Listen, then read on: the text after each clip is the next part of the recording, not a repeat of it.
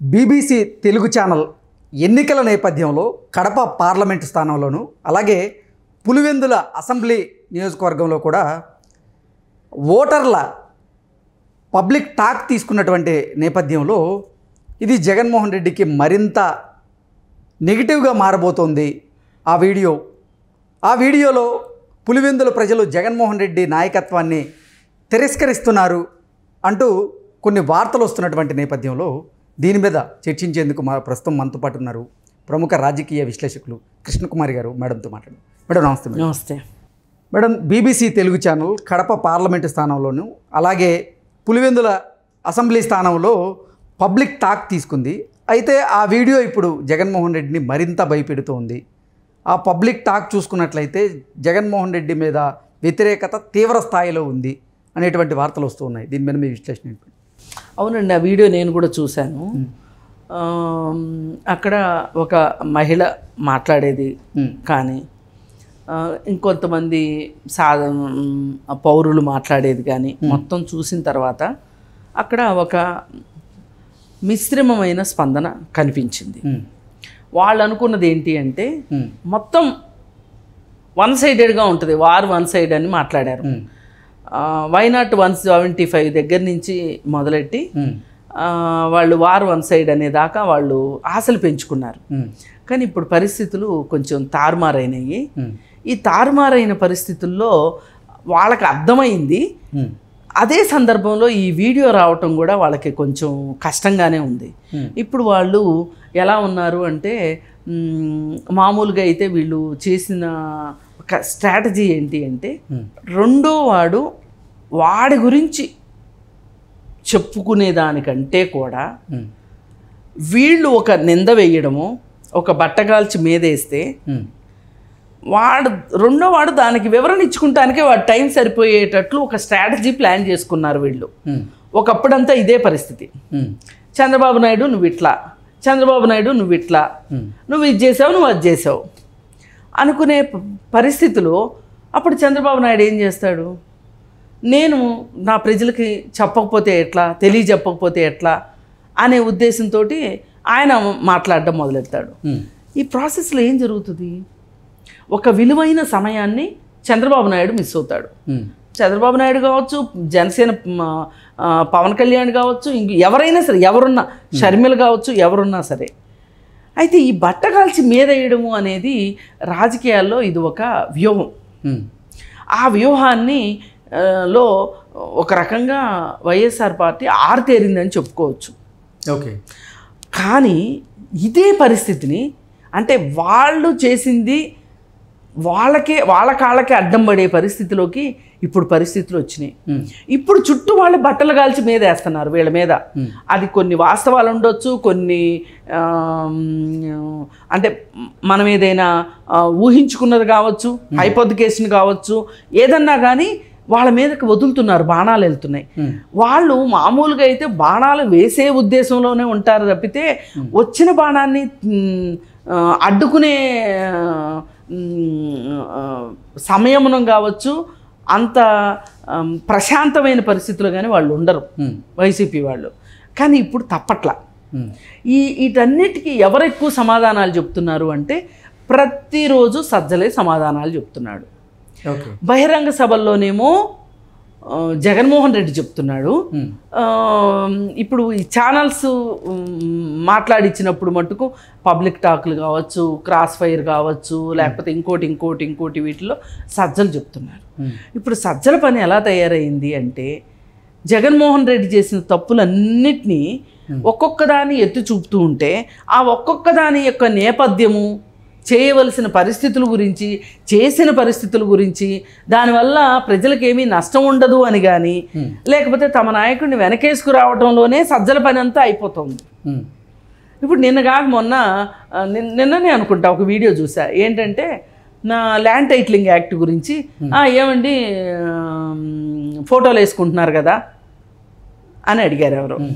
ఏం చంద్రబాబు నాయుడు వేసుకోలేదా ఫోటోలు అని అడిగాడు. సరే దెబ్బకి దెబ్బ కొట్టాను అని ఆయన సంతోషించే లోపు ఇంకొకళ్ళు ఎవరో అడిగారు, ఏమండి ఇప్పుడు ల్యాండ్ టైటిలింగ్ యాక్ట్లో సర్వే రాళ్ళు వేయించుకునే దగ్గర సర్వే రాళ్ళ మీద జగన్ బొమ్మలు వేయించుకుంటున్నాడంట, ఎందుకు వేయించుకోవాలి అని అడిగారు. ఇది వ్యాలిడ్ క్వశ్చన్. అయితే ఈయన ఏం చెప్పాడు సమాధానం, ఏం చరిత్రలో నిలిచిపోద్దా మేము, ఇంత పెద్ద కార్యక్రమం తీసుకున్నాం మేము 1907లో బ్రిటిష్ వాళ్ళు చేసిన తర్వాత ఈ రోజుకి మళ్ళీ ఇంతవరకు సర్వే జరగలేదు, అందుకని మేము సర్వే చేశాము, ఇంత బృహత్తర కార్యక్రమం చేసినప్పుడు ఏం మా ఫోటోలు ఉంటే తప్ప అని సమర్థించుకోవటం. ఇప్పుడు ఏమంటారు దీనికి ఆన్సర్ సింపుల్గా చెప్పొచ్చు, ఫోటోలు ముద్ర వేయడానికి బోల్డ్ ఖర్చు అవుతుంది. ఒక పాయింట్, నా పొలంలో జగన్మోహన్ రెడ్డి పొలం మొహం ఎందుకు అని అడిగేవాళ్ళు అనుకునేవాళ్ళు ఉంటారు. అలాగే ఈ 5 ఏళ్ల తర్వాత ఉంటాడో పోతాడో తెలియనివాడి మొహం వేసుకుని ఎందుకు కూర్చోవాలి అని అనుకుంటారు. కానీ ఈ సర్వే అంతా ఇన్ని సంవత్సరాల తర్వాత, అంటే దాదాపు 115-116 సంవత్సరాల తర్వాత ఇంత బృహత్తర కార్యక్రమం చేశాడు అంటే చరిత్రలో అయితే నిలిచిపోతుంది కదా. పొలాల్లో నిల్చుంటేనే అని కాదు కదా. ఇప్పుడు బ్రిటిష్ వాడు ఏమన్నా వాడు బొమ్మలు వేసుకున్నాడా? వేసుకోలేదు కదా. నువ్వు బొమ్మ వేసుకోవాల్సిన అవసరం వచ్చింది. ఆయన అంటే ఈ సమర్థించుకోవడము ఎంత కష్టమైన పని అవుతుందంటే వాళ్ళకి అంత ఆ సవాళ్ళకి సమాధానాలు చెప్పటము చాలా కష్టమైపోతుంది. ఆయన ఎంత కష్టపడి కష్టపడి ఓపికగా వివరణ ఇస్తున్నాడు. మరి అదే సందర్భంలో ఇంకొక ఆయన ఏమండి ఇప్పుడు బోల్డ్ కంప్యూటర్లు వచ్చినాయి కదా, మనకి కంప్యూటర్లో నిక్షిప్తం అయి ఉంటుంది కదా, ప్రతిదీ డిజిటలైజ్ అయిపోతుంది కదా. ఇప్పుడు ఒకప్పుడు తాళపత్ర గ్రంథాలు ఉండేవి, ఆ తర్వాత పేపర్ డాక్యుమెంట్స్ వచ్చాయి, ఇప్పుడు కంప్యూటరైజ్డ్ అవుతున్నాయి. మరి అలాంటప్పుడు పొలాల్లో రాళ్ళ మీద ఆయన మొహం ఎందుకండి అని అడిగితే ఆయన దగ్గర ఏం సమాధానం ఉంటుంది చెప్పండి.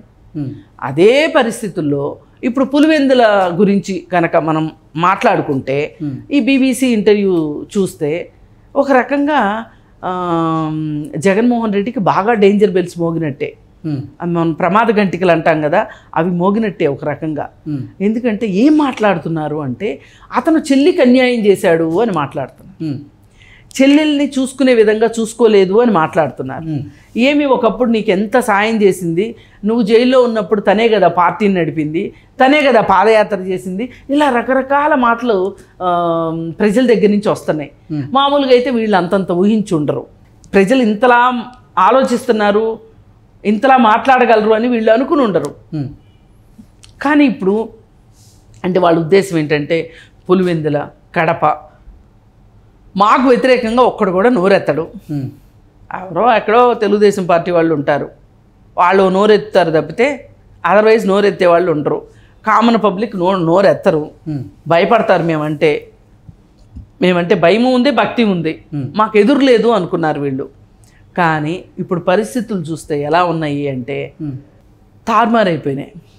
అసలు కొన్ని మాటలు వింటుంటే అసలు పులివెందుల్లో జగన్మోహన్ రెడ్డి గెలుస్తాడా అని ఒక ఆశ్చర్యార్థకంగా ఆలోచించే పరిస్థితి వచ్చింది వాళ్ళ.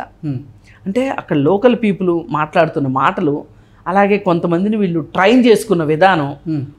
ఇంకో అతను ఎవరో అంటున్నాడు వీళ్ళు వైనాట్ 175 అంటే ఒకవేళ 177 ఉన్నాయి కావచ్చు, అందుకే వీళ్ళు ఒక 2 తగ్గించుకున్నారు, ఏ చంద్రబాబుకో ఏ పవన్ కళ్యాణ్కో ఆ 2 ఇచ్చేసేసి మిగతా అన్నీ వీళ్ళు తీసుకుందాం అనుకుంటున్నట్టున్నారని ఒక రాజకీయ అజ్ఞాని 177 వచ్చేస్తాయని చెప్తున్నాడు.